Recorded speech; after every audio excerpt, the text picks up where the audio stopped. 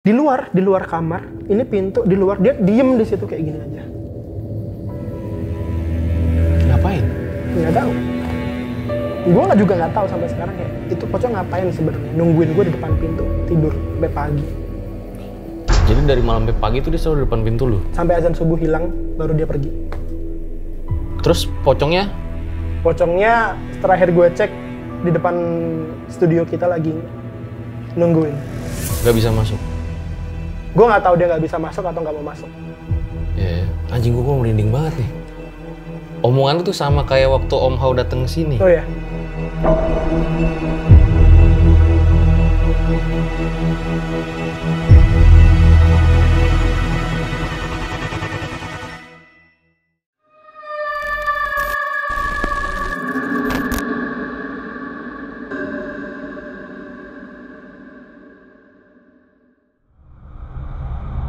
Malam ini bakal spesial dan horor buat para Lang dan juga Erjal Satset. Kenapa? Spesialnya kita kedatangan narsum di Om Mamat season 1. Jadi itu dia masih 10 episode awal. Dan horornya adalah narsum ini tuh emang dari dulu tuh horor banget ya. Karena banyak banget hantu-hantu tuh yang katanya pengen komunikasi sama doi. Karena emang minta tolong dan banyak hal lainnya. Langsung aja kita sapa. Halo bro, Adi Mas. Thank you udah datang lu ya. Sama-sama, thank you udah ngundang lagi. Jadi dulu gue sama dia ini syuting di kosan lu yang katanya horor banget ya? Betul. Yang ada sosok pocongnya? Iya bener banget. Tuh yang waktu itu kita habis syuting, gue sempat ngomong, gue ngalamin teror di kosan itu, kosannya ada pocongnya, tapi waktu itu gue belum berani buat ngangkat karena masih tinggal di situ pada masa itu. Dan sekarang mungkin bakal gue angkat karena gue udah pindah dari kosan itu. Gitu. Sosok pocongnya kayak gimana? Sosok pocongnya tuh istilahnya kalau ada jenazah dikubur, sebulan 2 bulan jenazahnya dikubur, dia bangkit lembek, udah mulai busuk, dan kafannya itu ada lumpur-lumpurnya kayak gitu. Tadi katanya lu di sini juga ngeliat ada hantu di studio ini? Bukan hantu sih, gue bilang sih lebih ke sosok makhluk astral yang mungkin emang punyanya sini ya. Tapi bisa gue ini lagi ya, konfirmasi lagi sosoknya itu nenek-nenek, kulit keriput, bahkan mungkin tinggal tulang sama kulit doang, botak, nggak botak, ada rambutnya beberapa helai, jalannya agak ngerangkak gitu. Di belakang lo. Di belakang gua? Di belakang lo. Wow, merinding gua. Terus pocongnya? Pocongnya terakhir gue cek di depan studio kita lagi nungguin. Gak bisa masuk? Gue nggak tahu dia nggak bisa masuk atau nggak mau masuk. Iya, anjing gua merinding banget nih. Omongan lu tuh sama kayak waktu Om Hao dateng ke sini. Oh ya? Iya, Om Hao bilang di sini studio ada yang jagain, nenek-nenek. Setiap ada narasumber bawa energi negatif, hantunya tuh nggak boleh masuk ke dalam ruangan. Oh. Soalnya gue juga ngelihat si nenek-nenek ini bukan makhluk yang ganggu atau kayak gimana. Makanya tadi gue sempat nanya kan kayak sempat diganggu nggak atau apa gitu kan. Makanya gue, iya itu ada di situ dan sekarang ngeliatin kita. Jangan-jangan neneknya si Jaeng ya? Bisa jadi. Bawa gayung nggak? Apa? Neneknya bawa gayung nggak? Cangkul. Sumpah malam ini bakal horor banget karena tadi sempet ngobrol. Jadi satu kosan itu hilang semua karena diteror pocong itu. Bahkan temennya yang main ke kosan aja itu diikutin sama pocong itu ya? Iya bener. Semua teman yang datang ke kosan diikutin sampai rumah. Oke. Kalau lu nggak ada nyali, skip aja video ini. Langsung kita mulai. Berikut adalah ceritanya. Buat para Lang dan Erjal Satset, jangan lupa ikutan pre-order terakhir Om Mamat season 4 terbatas. Duluan aja, nih kalian bisa belinya langsung WA atau e-commerce nih mumpung 12.12. Jadi klik link yang ada di deskripsi untuk detail sekarang. PO ini cuman berlaku sampai tanggal 15 Jumat besok. Jangan sampai ketinggalan pre-order terakhir Om Mamat season 4.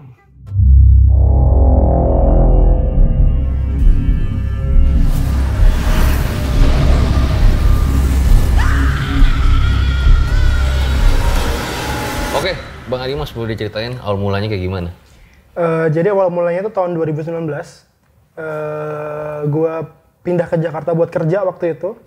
Tapi karena kerjaan gue masih kerjaan di konsultan arsitek gitu, gaji gue masih di bawah UMR. Di sekitar di bawah 4 lah. Nah awalnya gue itu PP Bekasi Bintaro. Karena nyokap gue nyuruh. Tapi habis 2 minggu ngejalanin Bekasi Bintaro, gak sanggup. Gue akhirnya memutuskan untuk cari kosan lah di daerah Bintaro, kayak gitu. Buat menekan biaya kosan lagi, akhirnya gue ngajakin teman gue namanya Reza buat ngekos bareng. Nah kebetulan kita berdua itu punya tipikal favorit rumah yang sama, kayak gitu. Yang kita suka tuh rumah-rumah tua, rumah-rumah yang rumah homey, bukan tipikal kosan-kosan yang kayak biasanya yang kamar gitu, enggak. Makanya pas kita nyari kosan itu agak susah tuh nyari daerah Bintaro kan, nyari kosan kayak gitu kan. Hari kedua kita nyari kosan, akhirnya kita nemu satu kosan setelah nanya ke penjaga. Kayak semacam penjaga komplek kayak gitu kan. Pak, kosan di daerah sini di mana gitu kan. Ditunjukin, ini bang, di belakang ini kosan gitu kan. Pas ditunjukin, kita masuk. Yang pertama kali kita anggap itu, feeling pertama kita itu seneng gitu. Karena rumahnya tuh rumah bangunan tahun 80-an. Lantainya masih lantai teraso. Terus kacanya masih kaca nako yang dibuka gitu. Dan dalamnya itu juga ada taman belakangnya kayak gitu kan. Setelah kita cek-cek, setujulah kita akhirnya buat ngekos di situ. Cuma anehnya, menurut gua nih dari awal yang gua ngerasa agak aneh itu, kosannya itu banyak banget lukisan bang. Lukisannya tuh ada lukisan penari Bali, ada lukisan orang-orang di pasar yang lukisan jadul banget. Terus sama ada lukisan orang-orang petani lagi manen. Gue dari situ udah ngerasa kayak, kok kosannya aneh kayak gitu kan. Sama satu hal lagi yang menurut gue paling aneh adalah di ruang tamu kosan itu ada semacam bokor emas gitu. Itu ada kembang setamannya gitu. Bokor tuh apa ya? Bokor itu semacam kendi atau mangkok emas gitu yang ada ukir-ukirannya gitu. Itu ada bunga dan ada airnya gitu. Itu yang menurut gue kayak aneh. Tapi gue mikir kayak ya udahlah gitu. Kosan 1,3 juta buat berdua sekamar, udah free listrik, AC juga udah dapet. Ya siapa yang nggak mau kan? Di Jakarta lagi ya? Iya, dari Jakarta, ya kan. Terus habis itu besoknya gue pindah ke kosan itu, ngajak keponakan gue buat ngangkut baju ke situ. Gue berangkat dari Bekasi jam 3 sore, sampai di Bintaro itu sekitar jam 5, dan sampai di kosan itu sekitar jam 5:15. Itu kondisi udah redup matahari, udah menuju maghrib kan. Gue izinkan nenek penjaga kosan buat masukin barang.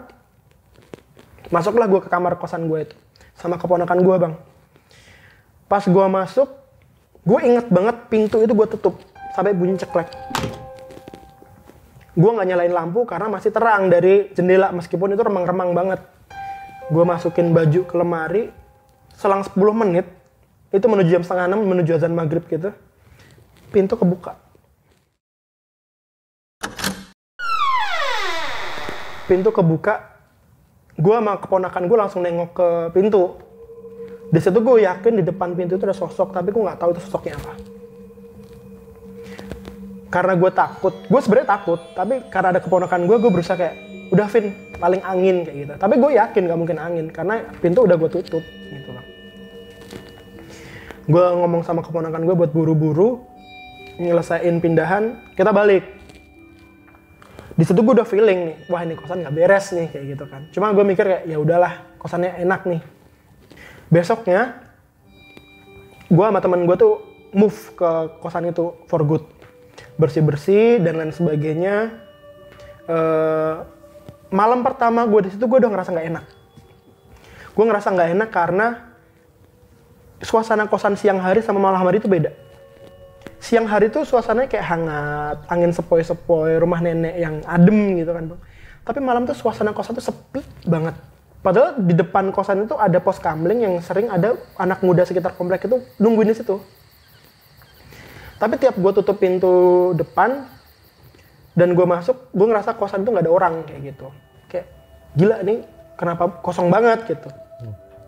Selain karena juga kosan itu 12 kamar. Nah, ada kamar yang awalnya gue nggak peduli juga itu kamar apa kayak gitu kan. Tapi nanti di akhir cerita gue bakal jelasin kenapa ada kamar di situ. Malam pertama sampai malam kedua masih fine-fine aja. Sampai akhirnya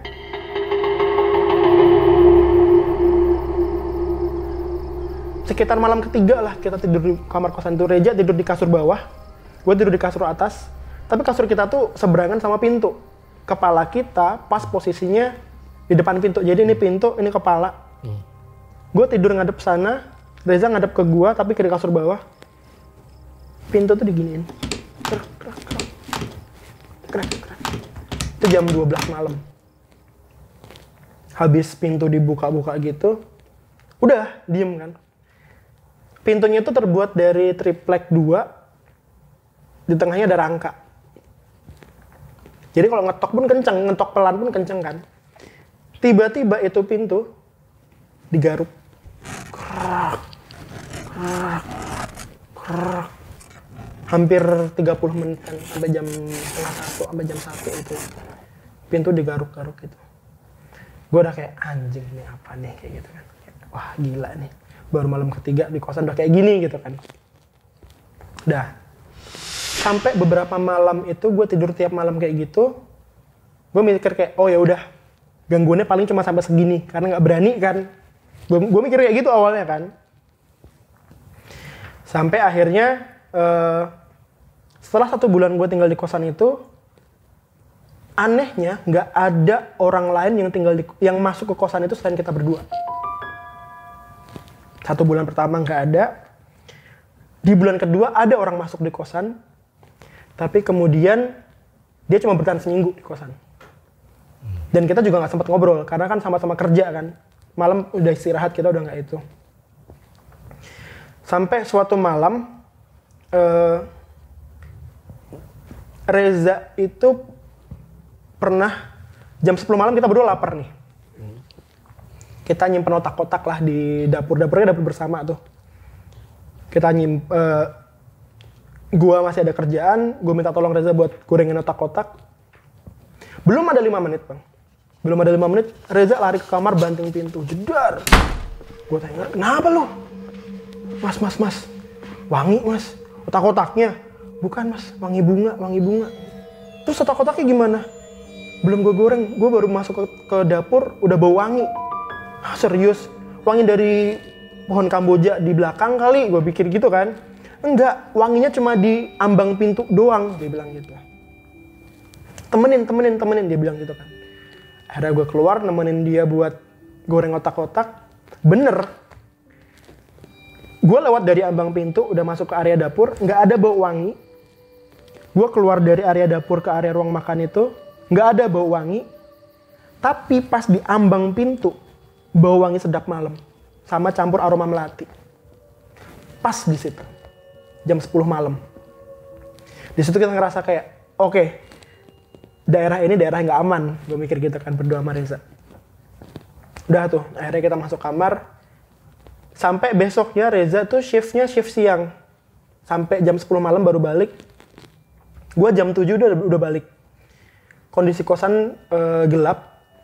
Karena penjaga kosan juga belum pulang. Jadi penjaga kosannya tuh ada 3. Suami istri sama nenek-nenek. Yang nenek-nenek itu jaga dari bersih-bersih dari pagi sampai sore. Yang suami istri jaga kosan dari malam sampai pagi. Dan malamnya itu jam 10 malam ke atas. Gue balik kosan tuh juga buka pintu kosan, nyalain lampu kosan semuanya. Karena ada habis kejadian itu gue gak berani keluar kamar. Sampai aja jam setengah 10 malam gue ngerasa kayak anjir gue lapar. Gue gak bisa ketolong lagi nunggu Reza balik. Keluarlah gue ke dapur buat goreng otak-otak itu lagi. Sendirian posisi di kosan? Sendiri, gak ada orang sama sekali. Kosan 1000 meter sendirian loh? Kosan 1000 meter sendirian, gak ada siapa-siapa. Waktu itu gue juga belum punya kucing. Jadi beneran gue sendiri. Tapi gue tahu, begitu gue keluar kamar, gue tahu bahwa gue bakal ngalamin sesuatu yang luar biasa di situ. Karena gue keluar kamar dalam kondisi gemeteran. Gue nggak tahu kenapa kayak anjir gemeteran. Pas gue goreng, jadi posisi dapurnya tuh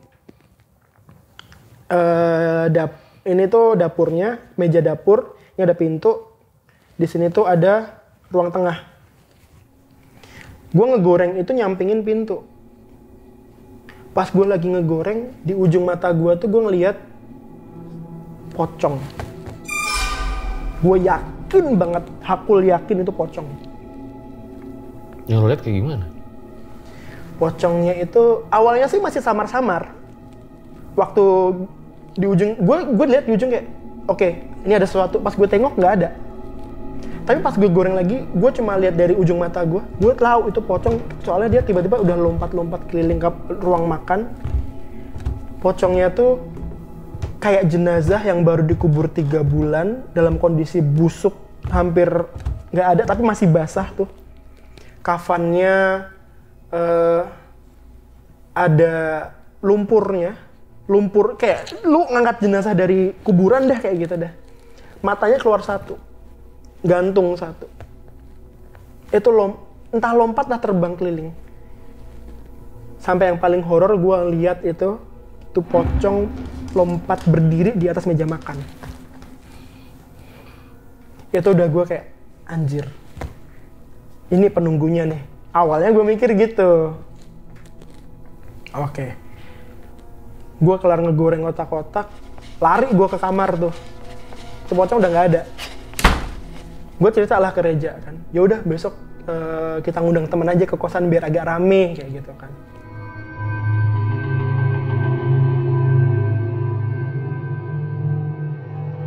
Hari Sabtu siang ngundang teman-teman ada bersepuluh, kita masak-masak bareng. Besoknya salah satu temen gue namanya Tiara itu chat Reza kalau semalaman itu dapurnya kosan dia itu, dia kan tinggal sama tantenya sebenarnya. Dapur rumah tantenya itu banyak barang-barang jatuh. Dan yang paling keren itu yang jatuh itu blower. Kipas angin blower yang berat itu tau kan? Yang di tanah, yang ditaruh di lantai itu. Bisa jatuh. Gak ada angin, gak ada apa, jatuh. Sama, gue mikir kayak, nggak apa, paling itu penghuni kosan lu, gue mikir gitu kan. Penghuni rumah tante lu, gue mikir gitu kan.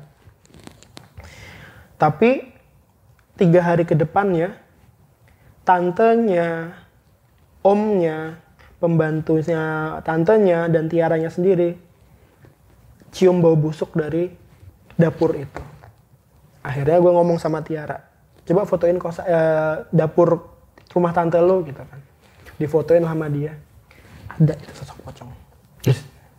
Fotonya ada sosok pocong ya? Gue lihat ada sosok pocong dengan pakai mata batin. Oh. Kelihatan, dan itu pocong yang sama yang gue lihat beberapa hari yang lalu. Gue kayak, sorry, pocong di kosan gue ngikut ke tempat lu. Tapi kebetulan ngikutnya ke rumah tante lu, bukan ke kosan. Gue bilang gitu kan. Terus gimana? Yaudah, dibacain doa aja, siapa tahu dia pergi gitu. Udah, habis itu, setelah itu tuh terornya teror kecil sebenarnya. Teror kecil tuh kayak biasa sebenarnya, kayak garuk-garuk di pintu. Pocongnya nungguin gue tidur tiap malam di depan pintu, kayak gitu. Maksudnya nungguin tuh gimana? Di luar kamar, ini pintu di luar, dia diem di situ kayak gini aja. Gitu. Ngapain? Nggak tahu. Gue juga nggak tahu sampai sekarang kayak itu pocong ngapain sebenarnya nungguin gue di depan pintu tidur sampai pagi. Jadi dari malam sampai pagi tuh dia selalu di depan pintu lu? Sampai azan subuh hilang baru dia pergi. Kenapa pas subuh hilang? Nggak tahu, mungkin karena udah azan, dia udah ngerasa kayak waktunya udah pergi. Karena yang gue bilang di awal tadi, suasana kosan itu pagi sama malam tuh beda 180 derajat. Begitu pagi itu suasananya tuh enak, nyaman buat ditinggalin, tapi begitu malam suasana nggak enak. Iya, kosan lu kan gue pernah kesana pas syuting kan? Iya benar. Itu asik banget, adem ya, spoi-spoi. Dan lokasi itu paling ujung. Iya betul. Itu enak banget tempatnya. Tapi nggak tahu kenapa tiap malam suasananya berubah. Terus yang aneh lagi itu, tiap kita GrabFood atau GoFood makanan malam, bapak GrabFood atau GoFoodnya itu selalu nggak lihat kosan kita. Kayak, Mas, kosannya sebelah mana, Mas? Saya udah nyari-nyari muter 3 kali nggak nemu. Sesuai titik, Pak. Udah, Mas, saya udah di titik tapi nggak ada kosan kayak gitu kan. Akhirnya, yaudah Pak, saya keluar gitu. Pas gue keluar, bapaknya ternyata udah di ujung. Pak. Loh, ada rumah, Mas, di sini. Tadi saya muter di sini 2 kali nggak ada rumah, Mas. Kejadian semua GrabFood sama GoFood tiap malam. Tiap malam. Itu gue ngerasa kayak, oh ya udah, mungkin emang ada yang nyembunyiin kan kosannya. Emang disembunyiin, nggak tahu apa kita kan. Udah. Di setengah tahun kita tinggal di kosan itu, gue sama teman-temannya Reja itu memutuskan untuk liburan lah ke puncak. Pulang dari puncak, dianterin lah kita sama mereka sampai di kosan itu jam 11 malam. Waktu itu ada gue, Reja, 2 teman gue cewek, sebut aja namanya Putri, satu lagi Vika. Sama yang nyupir itu namanya Adi.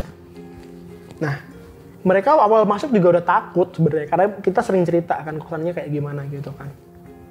Cuma kayak begitu mereka masuk, iya kosannya enak ya, kosannya enak, cuma agak merinding aja. Ini kalian berdua doang nih yang ngekos. Iya, yang ngekos cuma kita berdua. Kemarin habis ada yang masuk cuma bertahan 2 minggu. Dan gue nggak tahu juga itu kenapa cuma bertahan 2 minggu. Padahal kosan enak kan.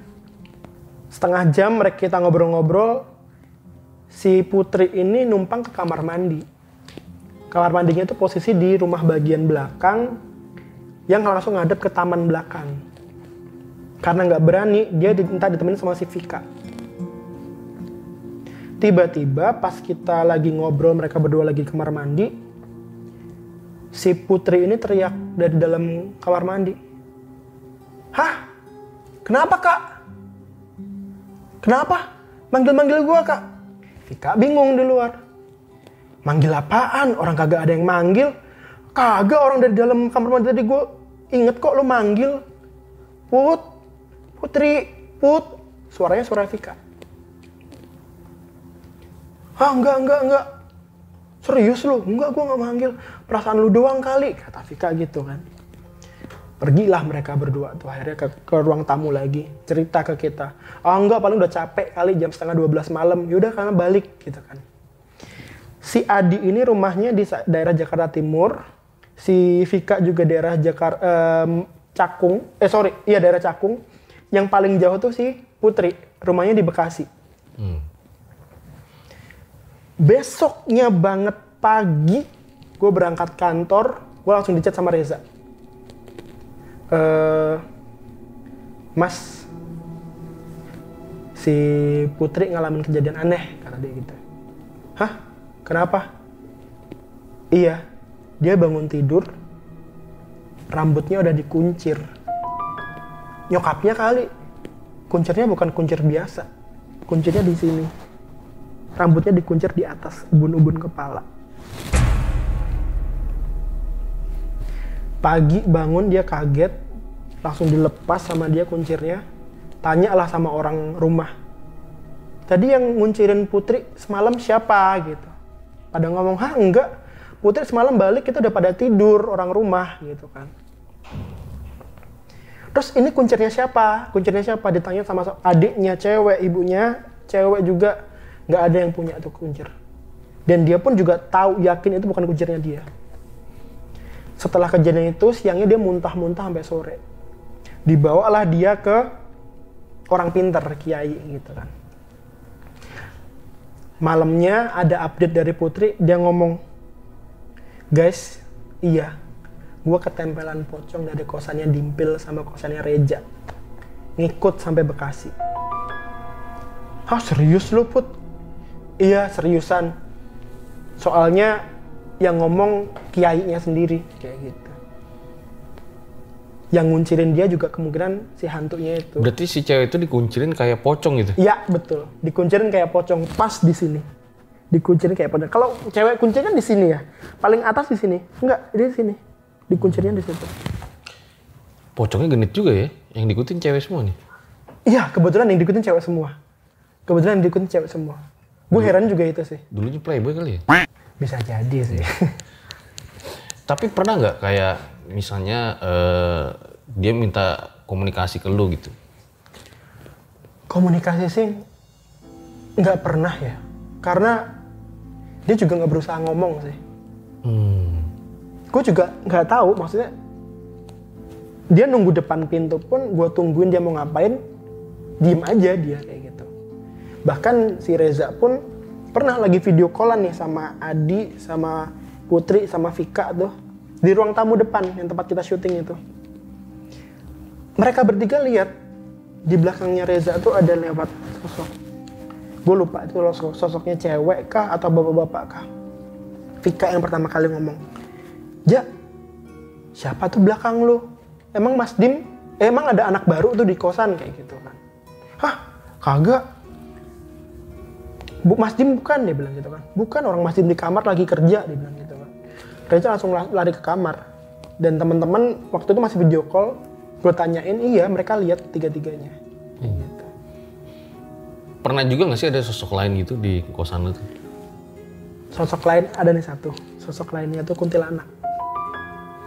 Sebenarnya kalau dibandingin sama pocong, gue lebih takut pocong ya. Karena kuntilanaknya, ya udahlah kuntilanak kayak gimana lah, paling cewek kan, kayak yang gimana-gimana.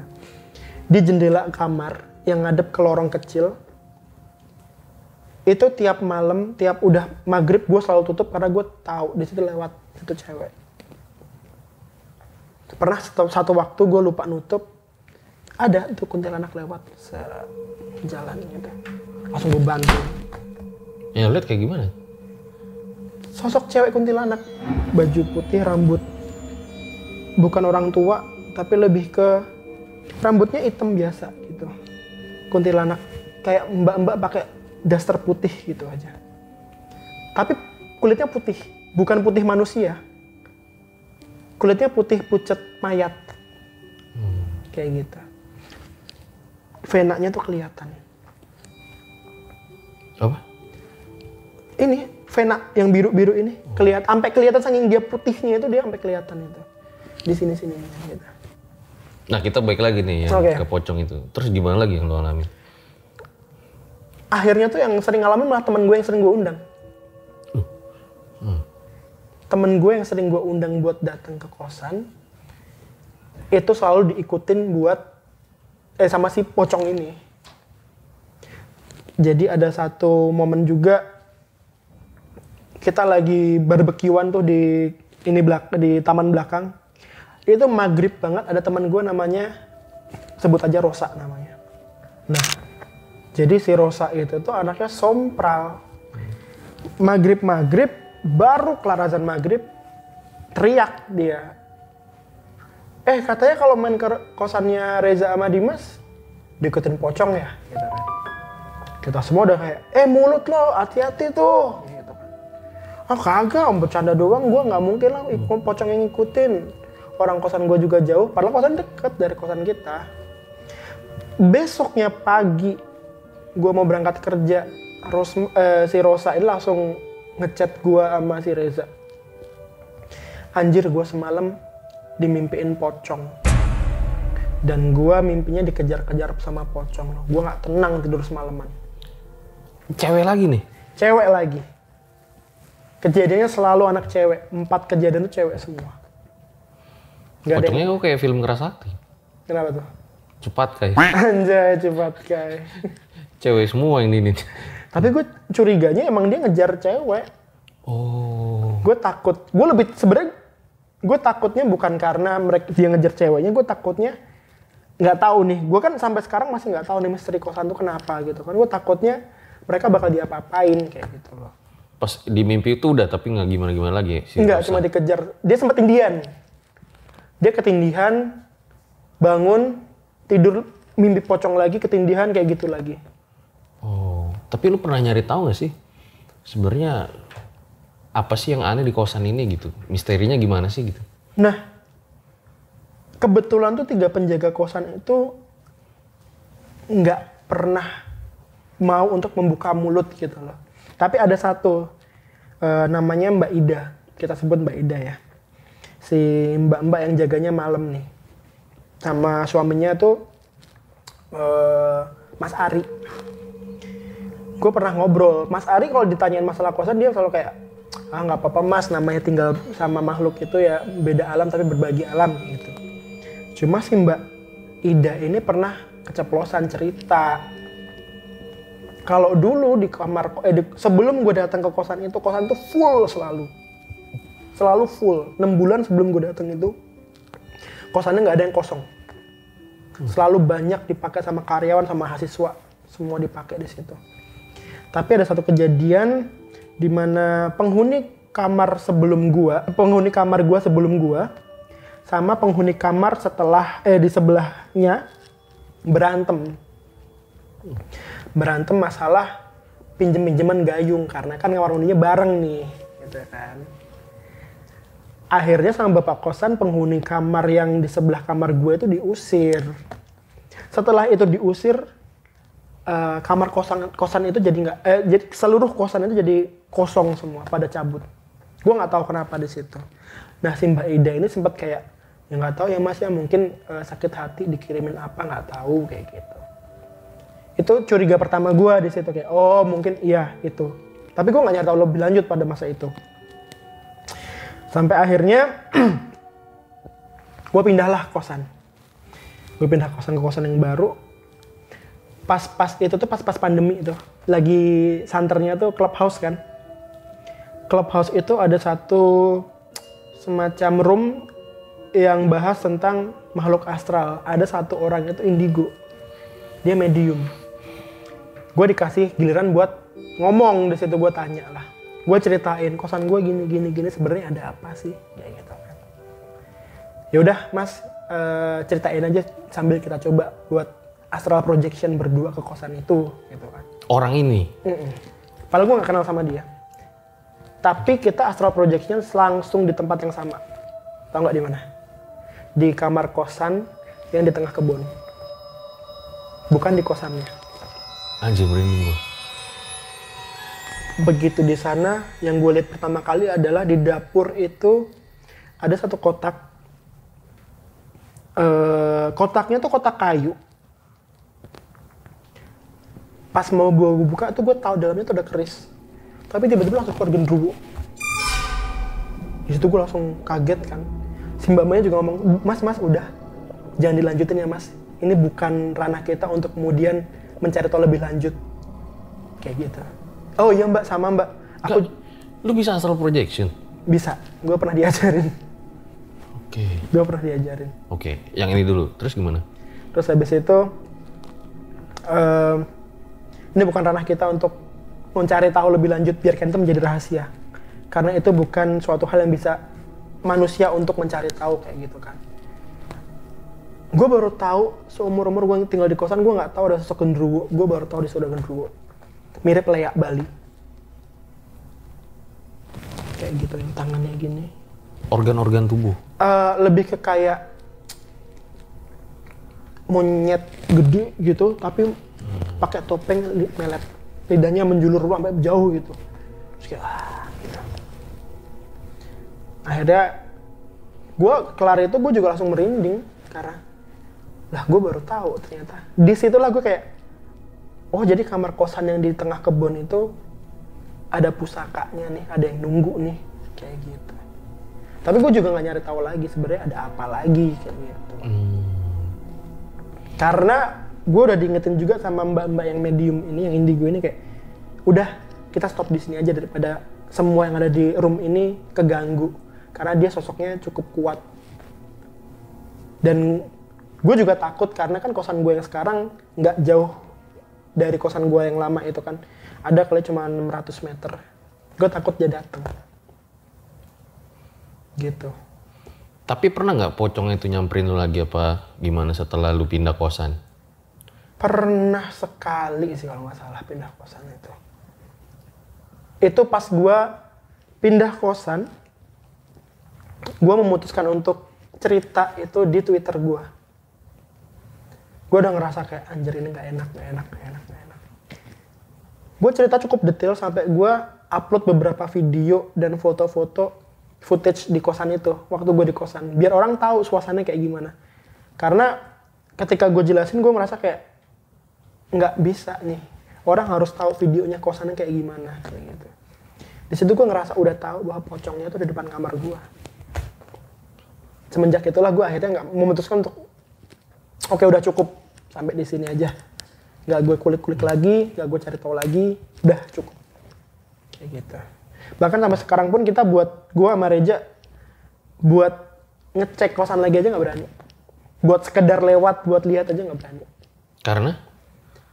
Karena takut si sosok entah genderuwonya, entah pocongnya ngikut kita.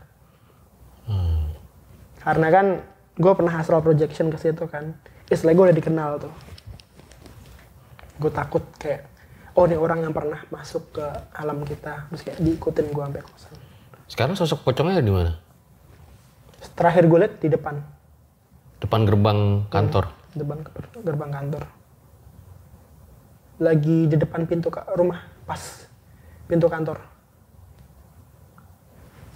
Pintu, pocong, pakai kepala. Kayak gitu. Tapi nggak bisa masuk, nggak tahu kenapa. Bentuknya masih sama. Setinggi gua. Kain kafannya berlumpur. Mukanya hancur. Bukan hancur, lebih tepatnya busuk. Yang satu matanya udah hilang, udah rongga gitu. Yang satunya matanya nempel jatuh. Ngapain dia pengen masuk ke sini? Nggak tahu gua. Nggak bisa komunikasi lu? Nggak. Gua nggak bisa. Dan gua nggak berharap bisa sih. Karena itu bukan satu makhluk yang kemudian ingin gua ajak komunikasi. Semua makhluk yang gue paling nggak suka itu yaitu si pocong. Menurut lu kenapa dia suka gangguin lu gitu? Mungkin karena tahu kali ya. Gue bisa ngelihat kali ya. Oh. Begitu dia, bahkan kalau kita bandingin ya, gue sama Reja sama-sama tinggal di kosan yang sama. Tapi entah kenapa yang ditunjukin gue gitu. Nanti gue bakal bahas tentang yang ada di kantor ini. Tadi dia sempat spill beberapa barang, terus juga nggak tahu ya tadi bahas-bahas diri gue ya. Tapi hari ini kita kedatangan si Reza juga nih, teman kosnya nih. Langsung aja kita panggil nih. Ayo Ja, masuk Ja. Nah langsung aja gue sulap nih, kita udah kedatangan Mas Reza nih. Temen yang emang udah setahun ya ngekos di sana. Mas, kalau dari POV lu tuh kayak gimana ceritanya? Kalau dari POV gue sih sebenarnya nggak sampai bisa ngelihat kayak dimpil ya. Tapi gue bisa merasakan kalau dari suara, dari bau itu lebih kerasa banget. Nah gimana cerita detail itu? Jadi awal-awal ngekos biasa kan pernah ditinggal sama dimpil balik ke Bekasi atau dia pulang kampung. Terus ada satu waktu malam-malam iseng lapar, goreng lah otak-otak. Otak-otak itu ikonik banget. Setiap goreng otak-otak, goreng set, ada wangi, ada bau. Bau wangi tapi cuma di satu tempat aja. Wanginya itu bau apa? Wangi bunga. Nggak bisa deskripsiin itu bunga apa sih, tapi itu wangi dan itu cuma ada di satu tempat. Kalau misalnya kita pindah ke agak ke depanan atau ke belakangan itu nggak ada baunya sama sekali. Itu tempatnya ada di pintu dapur, persis sebelah kompor. Nggak tahu itu baunya, tiap mau goreng baunya pasti ada. Sebelumnya padahal nggak ada? Nggak ada, sebelumnya nggak ada. Itu kejadian yang lumayan sering banget terjadi di situ. Kemudian ada satu waktu pandemi datang ke Indonesia nih, gua kan nakes dan agak riskan kalau misalnya tinggal bareng, apalagi satunya bukan nakes, takutnya menularkan. Waktu itu kan COVID lagi happening dan obatnya lagi susah. Kemudian gue minta diimpil, Pil, ya udah daripada lu kenapa-kenapa di sini, mendingan lu pulang kampung aja. Kerjaan juga lagi nggak banyak dan momennya itu momen pas lagi puasa. Kebetulan nggak lama dari diimpil pulang kampung, penjaga kos itu nitipin kosannya ke gua. Karena, Mas, saya pulang kampung juga ya Mas sampai Lebaran. Jadilah gua di kosan itu sendirian. Bener-bener sendiri, kosan 1000 meter ya, gede, sendirian. Kondisi COVID kan hening banget, bahkan siang malam itu hening banget kan, nggak banyak aktivitas. Itu makin berasa lagi. Kejadiannya mostly ya pas lagi nyiapin makanan sahur. Jam 3 pagi keluar kamar, nyiapin makanan sahur, nggak ada bau apa-apa. Begitu mulai goreng, set, baunya udah muncul lagi. Itu paling sering kayak gitu. Itu ganggu sih. Tapi kalau ditampakin sih nggak sampai nampakin banget, tapi tahu kalau ya itu ada di situ. Gitu. Paling itu. Sama ada lagi momen yang paling berkesan, teman-teman gue juga kayaknya bakalan tahu deh. Waktu itu karena kita lagi video call bareng-bareng, kalau nggak salah lewat laptop. Video call bareng-bareng, kejadian yang pertama itu ada orang lewat di belakang, tapi gue nggak sadar sama sekali, itu udah lewat. Kemudian kejadian yang kedua itu, tadi kejadian yang pertama udah diceritain sama Dimpil, kejadian yang kedua itu lagi video call, wangi lewat. Wanginya doang. Langsung, bentar ya guys, kayaknya ada yang gak beres nih. Gue langsung, itu kondisinya gue lagi di meja makan, video call, Dimpil lagi di kamar.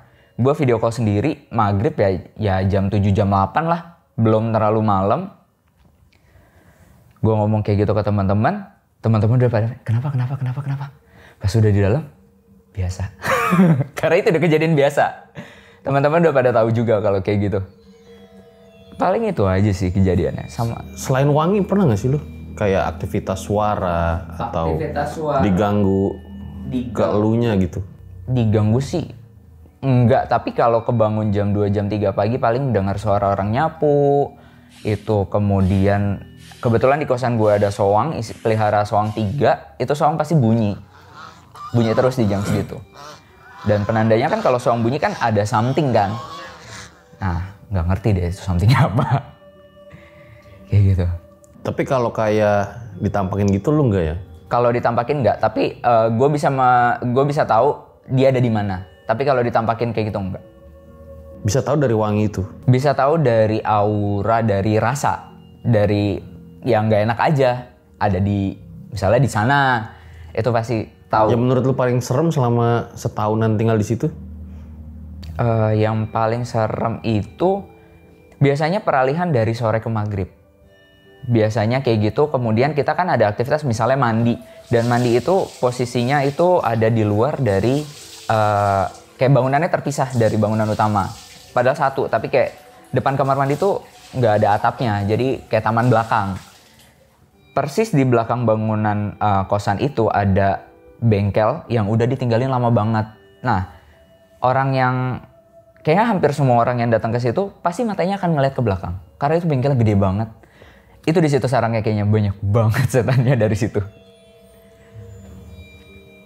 Dan tiap temen datang juga pasti pada ini langsung itu apaan gitu kan. Bengkelnya udah kosong. Bengkel udah kosong. Tapi lu pernah kayak dimimpiin nggak gitu mas? Apa lu pernah lihat bayangan sosok pocong kayak gimana? Apa cuma dikasih tahu orang aja gitu? Kalau dimimpiin enggak sih. Tapi kalau tahu itu pocong, tahu kayak ya berasa aja kalau ada pocong. Berasa. Rasanya gimana ya ada pocong? Rasanya kayak gimana ya? Pokoknya kayak sense of, misalnya lu lagi berdiri nih di sini nih, lu akan tahu ada hal apa di sebelah lu. Gue ngerasanya kayak gitu. Oh. Kayak sixth sense. Ada, kalau misalkan lu berdiri nih, ada orang datang, lu pasti kerasa kan ada orang datang. Nah kayak gitu rasanya. Itu yang sering kita rasain tuh, kayak lagi berdiri, lagi jalan, tiba-tiba tuh kayak seret, nggak ada. Gitu. Kalau menurut lu kosannya serem apa biasa aja? Kosannya sih serem tapi nyaman. Gue lebih milih nyamannya karena kosannya gede dan berasa pulang ke rumah, bukan ke kosan. Itu yang bikin kita bertahan di situ. Ya lumayan 1 tahun 1,5 tahun itu bertahan di situ. Karena kita ya nyaman sama kosannya. Kosannya tuh adem banget, enak banget. Di samping seremnya ya. Cuma kalau udah masuk habis asar, masuk maghrib lah pokoknya udah. Peralihan maghrib itu, peralihan dari siang ke malam itu suasana udah nggak enak. Langsung berubah. Tapi kalau siang all fine. Semua kayak ya udah kayak lo balik ke rumah nenek lagi liburan. Iya. Buat santai-santai.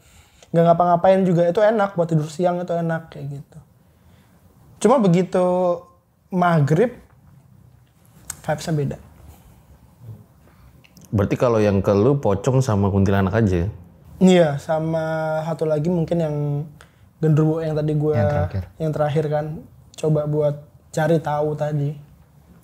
Kalau ke dia sering banget baunya tuh wangi. Kalau yang pas sama dia tuh wanginya tuh wangi bunga, tapi kadang ada aroma parfum orang mati, tau gak sih? Yang minyak nyong-nyong ya nyebutnya. Minyak nyong ya? Iya kayak gitulah minyak yang parfum, tapi lu tahu itu parfumnya bukan buat orang hidup gitu loh. Ngerti gak sih? Enggak. Aromanya tuh beda gitu. Tadi lu ngerasain juga pocongnya datang ke sini? Sebelum kita tag scene ini, pas baru mau ini, sebelumnya kan udah nggak ada kan pocongnya. Sebelum kita tag ini, muncul lagi di tempat yang sama, masih di depan pintu. Lu bisa ngerasain ya? Bisa, kalau ngerasain bisa, tapi kalau untuk melihat dalam kondisi tertentu bisa, tapi nggak sesensitif Dimpel. Kalau di kosan lu nggak pernah lihat hantu sama sekali? Di kos, nggak, gua ngerasain. Ngerasain, ya benar. Sama satu lagi ya gitu paling yang Gimana? lukisan depan. Oh iya. Iya, itu lukisan yang jadi tuh kamar mandi ada 2 tuh. Yang dekat sama bangunan utama, sama yang satu lagi yang paling ujung mepet sama bengkel. Yang mepet bangunan utama tuh begitu buka langsung lukisan cewek. Lukisan ceweknya tidur. Tapi tiap kita buka itu nggak tahu kenapa gue ngerasa itu lukisan pasti nggak beres kayak gitu. Emang agak serem sih ya? Iya. Udah pernah kan? Udah pernah kan? Jangan itu pocong ya? Nggak tahu. Beda. Vibes-nya beda. Dan kalau dia masih shift malam, maksudnya shift siang, pulang jam 10, gue balik duluan. Gue tiap ngeliatin lukisan tuh, gue ngerasa lukisannya tuh gerak. Kayak orang di pasar ya, orangnya tuh gerak gitu. Terus orang manen di sawah itu juga gerak gitu. Yang paling parah tuh yang orang penari itu tadi, yang matanya bisa gerak. Gue gak tahu kenapa, gue ngerasa itu lukisan gerak. Tapi gue selalu kayak, enggak kayak gitu. Gue nolak, gue enggak kayak gitu. Kalau lu kenapa akhirnya mutusin udah nggak ngekos di situ gitu? Awalnya gara-gara trouble sama pemiliknya gara-gara AC. Harusnya dia ngomongnya mau diklaim semua, tapi ternyata diklaimnya bahkan setengahnya aja enggak. Gue langsung ngomong sama Dimpel, enggak, kita udah nggak bisa tinggal di sini lagi, kita harus pindah. Saat itu juga. Jadi bukan karena hantu ya? Bukan, kita fine sebenarnya sama hantu. Ya nggak fine juga sih. Yeah. Siapa yang fine sama hantu? Gila. Tapi kita mencoba, ya udah aja karena kita nyaman sama lingkungannya. Tapi ya masalahnya gara-gara owner-nya. Gitu. Nah, dari tadi bro, lu kan di luar kamera ya.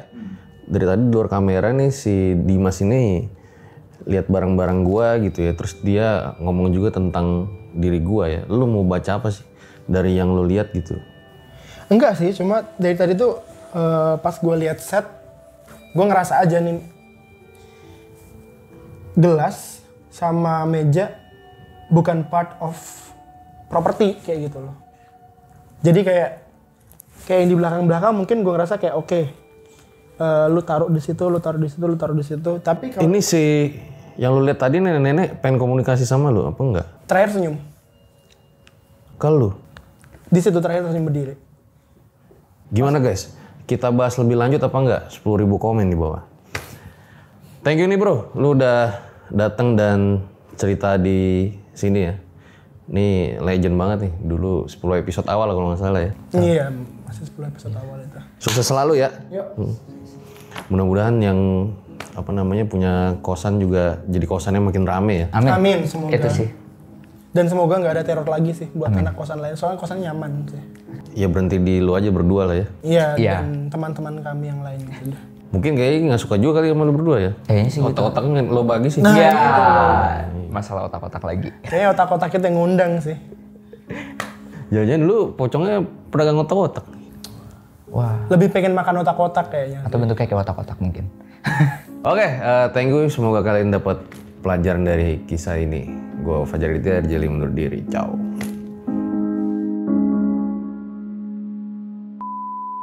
Bang, jadi ini dia yang suka nyari-nyari narasumber gue, namanya Jaeng. Dia tuh udah banyak banget nyari narasumber horor gitu ya. Kenapa hantu tuh akhirnya nggak ada yang ganggu dia menurut lu? Hantunya malas sama dia, Bang. Emang kenapa? Hantunya karena dia bukan tipikal orang yang peduli sama hantu, Bang. Oh gitu ya? Iya, hantu juga malas ini ngenin dia, Bang. Oh kayak gitu berarti Iya, menurut lu ya? hantu semakin orang takut, makin dia dikejar. Dan dia, hantu aja takut sama dia, Bang. Serius lu? Serius. Karena? Males hantunya. Mungkin karena ngeluarin energi besar gitu ya? Iya, energinya negatif banget dia. Iya ya, negatif ya. Iya, sama-sama negatif, jadi tabrakan, hantunya kalah. Iya. Oh, jadi kayak gitu ya. Oke, thank you bang. Udah, syukur.